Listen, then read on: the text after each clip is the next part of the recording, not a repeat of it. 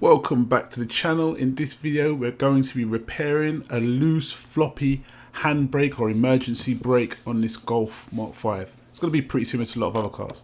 As you can see, there's virtually no tension on this, which means it's not holding the brakes and it's not going to stop your car from rolling down a hill. So this is generally quite an easy fix, so let's try and get to it.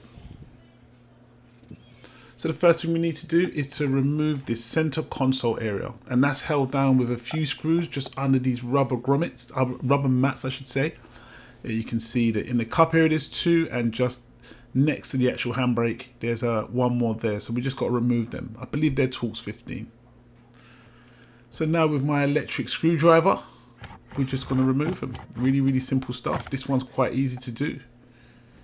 Might be a bit different, you've got armrests, but once you've done that, it just slides off the front of the handbrake and it exposes the clamp below.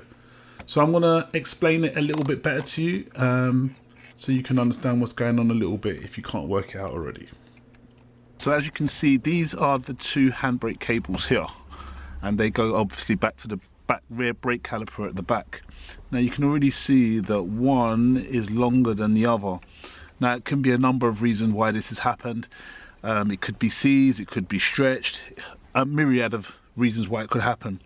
But what we need to do is to give this some sort of chance is that we need to tighten up this slack here, because it's not pulling the brake at all at this stage and it's very unbalanced. So all that's happening at the moment is one side, most likely this side, is tightened up more than the other. So we're going to try and balance it out by adjusting this little nut there. So let me do that now. With a ratchet spanner. See what I got here? Little ratchet. So with your ratchet spanner, you just want to tighten it up and reduce the void between the handbrake itself and the cables. This will allow it to have more tension, as you would expect, to work properly. So yeah, really simple stuff. Massive difference. Nice. Much better. Wicked. Okay, so we're basically just going to reverse the removal process, put everything back together, make sure it's all nice and tight and neat, and put your screws in. It's really simple, like you've seen before. It's 3 screws. Might be a bit different if you've got an armrest, but yeah, really simple stuff.